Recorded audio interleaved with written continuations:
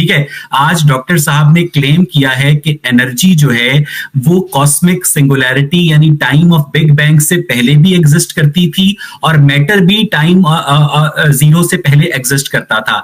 ये जो है ये मॉडर्न साइंस की होली ग्रेल की टांगे तोड़ने के मुतरादिफ है। और डॉक्टर साहब अमेरिका में हैं, मुझे लगता है कि डॉक्टर साहब को एक पेपर लिखना चाहिए जिसमें उन्हें ये क्लेम करना चाहिए कि इस टाइम ऑफ बिग बैंग से पहले, इस जमानो मकान की क्रिएशन से पहले एनर्जी और मैटर एग्जिस्ट करते थे। और जब डॉक्टर साहब को उस पेपर लिखने के नतीजे में नोबेल प्राइज फिजिक्स का ऑफर होगा तो स्वीडन की जो इनकी टिकट है वो मैं स्पॉन्सर करूंगा। ये मॉडर्न साइंस की जो फाउंडेशंस है ये उसको हिलाने के मुतरादिफ है। मुझे नहीं पता कि ये गुफ्तगू कभी इंग्लिश में ट्रांसलेट होगी या नहीं, और अगर कभी डॉक्टर साहब के स्टूडेंट सुनेंगे कि डॉक्टर साहब ने एक यूट्यूब लाइव पॉडकास्ट के अंदर टाइम ऑफ बिग बैंग से पहले यानी creation of time and space से पहले मैटर और एनर्जी को एग्जिस्ट करवा दिया है तो वो अपना सर पीट लेने के ऊपर मजबूर होंगे। और डॉक्टर साहब ने ये कहा है कि यानी इस जमानो मकान की तख्लीक से पहले एनर्जी एग्जिस्ट करती थी,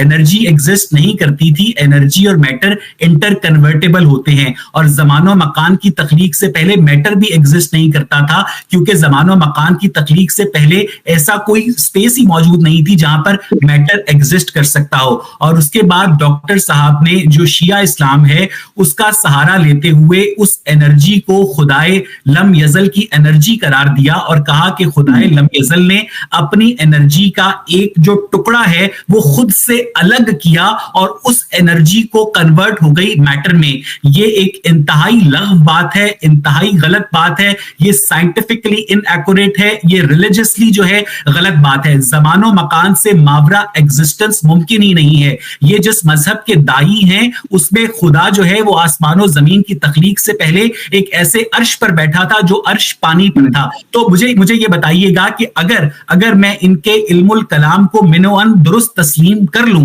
कि इनके खुदा ने अपनी एनर्जी से कुछ एनर्जी को अलग किया और वो एनर्जी मैटर में कन्वर्ट हुई और उसके बाद बिग बैंग हुआ, तो जिन लोगों ने बिग बैंग थ्योरी पेश की क्या वो इस बात को दुरुस्त तस्लीम करते हैं? वो इस बात को दुरुस्त तस्लीम नहीं करते हैं। क्या इनके अहले बैत को बिग बैंग का पता था? इनके अहले बैत को बिग बैंग का नहीं पता था। क्या इनके हजरत अली को बिग बैंग का पता था? इनके हजरत अली को बिग बैंग का नहीं पता था।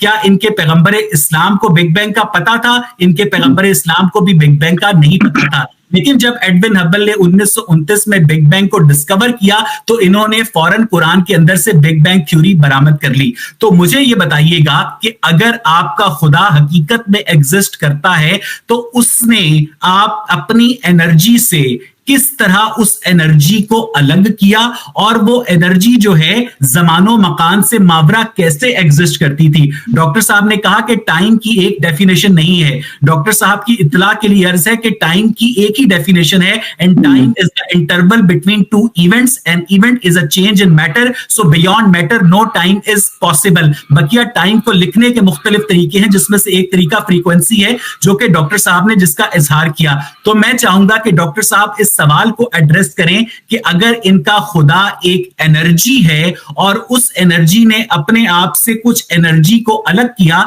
तो उस एनर्जी ने अपने आप से कुछ एनर्जी को किस तरह अलग किया और वो एनर्जी जो थी किस मादे की मैनिफेस्टेशन थी? वो मैग्नेटिक एनर्जी थी, वो इलेक्ट्रोमैग्नेटिक एनर्जी थी, वो थर्मल एनर्जी थी, वो कौन सी एनर्जी थी? क्योंकि दुनिया की हर एनर्जी जो है वो मादे की मोहताज है, वो मैटर का इंटरैक्शन है। मैटर के बियॉन्ड, मैटर से इंडिपेंडेंट एनर्जी एग्जिस्ट नहीं कर सकती है। तो अगर आपका जो रब है जिसको आप रब्बे बारी ताला खुदाए लम यज़ल के तौर पर जानते हैं, तो उसने इस जमानो मकान की तख्लीक से पहले अपनी एनर्जी से इस एनर्जी को कैसे अलग किया? डॉक्टर साहब स्पेसिफिक क्वेश्चन पूछ रहा हूं, आई होप कि राणा साहब वापस आ जाएंगे।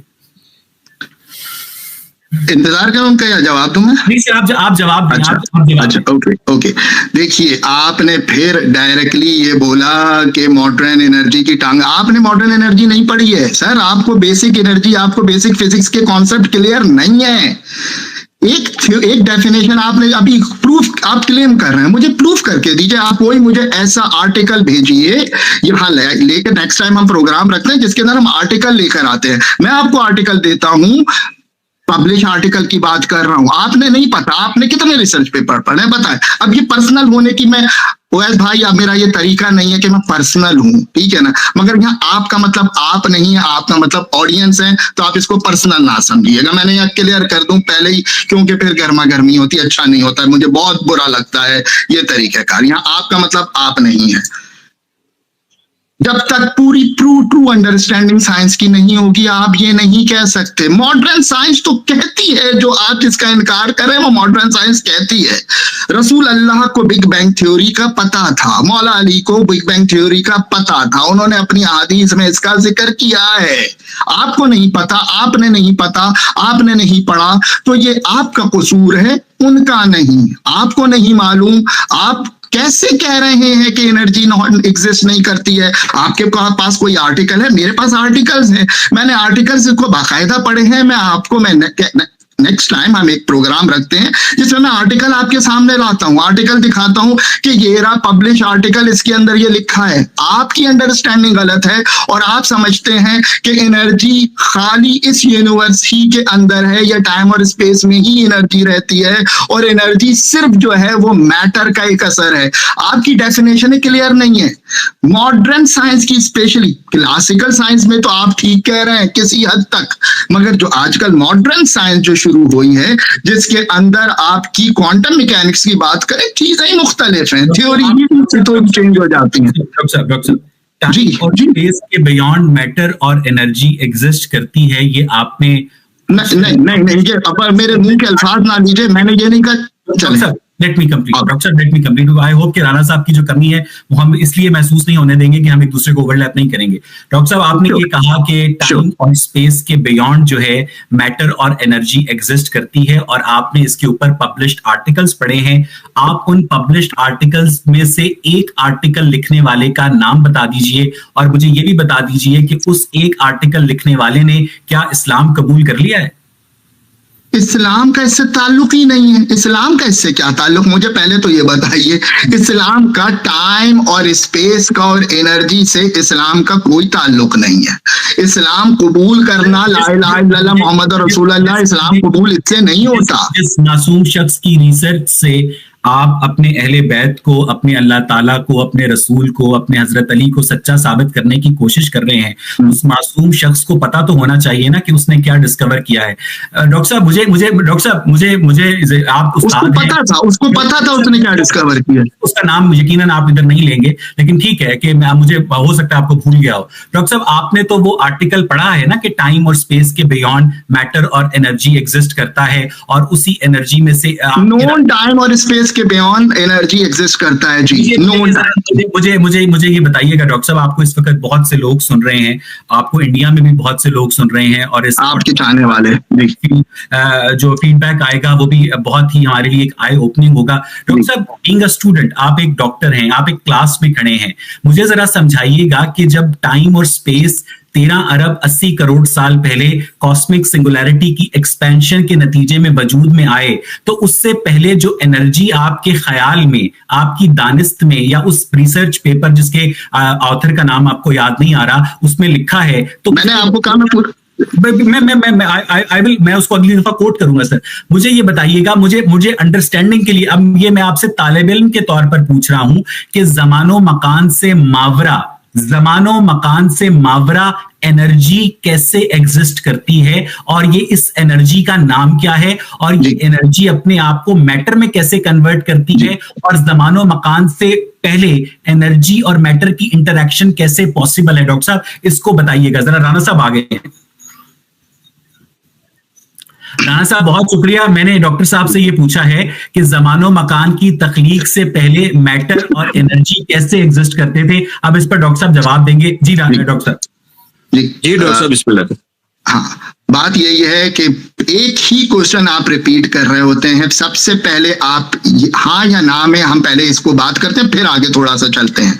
मेरा ये जो क्लेम है, मैं कहता हूं कि सिंगुलैरिटी जो पॉइंट है वो कहीं ना कहीं तो था, वहां स्पेस है। जब स्पेस है तो टाइम भी है। ये कॉस्मिक इन्फ्लेशन बिग बैंग के बाद का नतीजा है। जब वो सिंगुलैरिटी पॉइंट है, ये किसी एक बच्चे को भी समझ आ जाए बात कि जब वो एक पॉइंट है, एक एक नुक्ता है, चाहे वो प्लांक कांस्टेंट से नीचे ही क्यों ना हो, मगर वो है, तो जब वो है तो वो कहीं ना कहीं तो होगा, वो स्पेस है। जब स्पेस है तो टाइम भी होगा, क्योंकि उसके अंदर एक्सप्लोजन हो रहा है, डेफिनेटली वो फट रहा है, वो बढ़ रहा है, उसके अंदर इन्फ्लेशन हो रहा है। वो जो है, वो नुक्ता जो है वो कहीं तो है ना, वहां टाइम भी है, वहां स्पेस भी है, आपको नहीं पता। साइंस इस वक्त उसको जानने से कासिर है, वो बात अलग है, मगर साइंस ये नहीं कहती है कि उससे पहले साइंस टाइम और स्पेस। अब आप नहीं टोकिए, अब आप ना टोकिए, ठीक है। उस साइंस। अब मैं राणा साहब से दरखास्त करूंगा कि अब प्लीज इसको 2-2 मिनट इक्वल डिस्ट्रीब्यूशन कर दें, प्लीज। ठीक हो, ठीक है, चलें, पूछ रहे हैं। 3 मिनट्स अगर हम रख लें, 3 मिनट्स के अंदर जरा बात खत्म। 3 मिनट मुझे टाइम, फिर चले कोशिश करता हूं मैं, सही ना। 3 मिनट अब मेरे शुरू हो रहे हैं। तो बात यही है कि ये कहना गलत है ना कि वो जो पॉइंट है, वो जो सिंगुलैरिटी पॉइंट है, वो कहीं है ही नहीं। वो है कहीं, वो जब है कहीं तो वहां टाइम भी है, स्पेस भी है, नोन नहीं है, अननोन है। इससे पहले भी मैंने बताया था कि even with in a big bang, जैसे ही ये बिग बैंग की इब्तिदा होती है, जो फर्स्ट स्टेप है उसका नाम ही है इन्फ्लेशन, और इन्फ्लेशन का टाइम अननोन है with in a big bang. Inflation का जो पीरियड है वो अननोन है, अननोन है, अननोन, नहीं पता। तो क्या वो है? नहीं है, मगर अननोन है। उसके बाद जो 13.8 बिलियन का जो टाइम है ना, ये उस इन्फ्लेशन टाइम के बाद की बात हो रही है। ये जो कॉस्मिक इन्फ्लेशन कहलाता है, ये बात की, मगर जो पीरियड ऑफ इन्फ्लेशन है उसका टाइम नहीं पता, साइंस को आज भी नहीं पता, मगर है, वो कहते हैं हाँ है, मगर हमें पता नहीं। इसी तरह जो बिग बैंग, जो जहां से सिंगुलैरिटी पॉइंट इब्तिदा हो रही है ना, वो भी वहां टाइम भी है, स्पेस भी है। जब तक आप इसको नहीं मानेंगे, जो एक बच्चा भी मान जाएगा, और जिसको नहीं मानना है वो नहीं मानेगा। बात तो उसके बाद होगी ना। आप कहते हैं कि नहीं उसके बाद से, उससे पहले कुछ है ही नहीं। अगर कुछ है ही नहीं तो वो पॉइंट कहाँ है? वो है ही नहीं तो कहां से? तो बिग बैंग ही नहीं होना चाहिए था। साइंस मानती है सर, बहुत सारी थ्योरीज हैं, बहुत सारी थ्योरीज हैं, बहुत सारे रिसर्च आर्टिकल मौजूद हैं। मैंने कहा नेक्स्ट टाइम मैं आपको आर्टिकल पब्लिश दिखाऊंगा, नाम याद करने से फर्क नहीं पड़ता, जो पब्लिश वर्क है उससे फर्क पड़ता है। और आप कह रहे हैं कि आप स्वीडन का, भैया ये कोई नई वर्क नहीं है, ये पुराना हो चुका है, 20-20 साल पुरानी थ्योरीज हैं।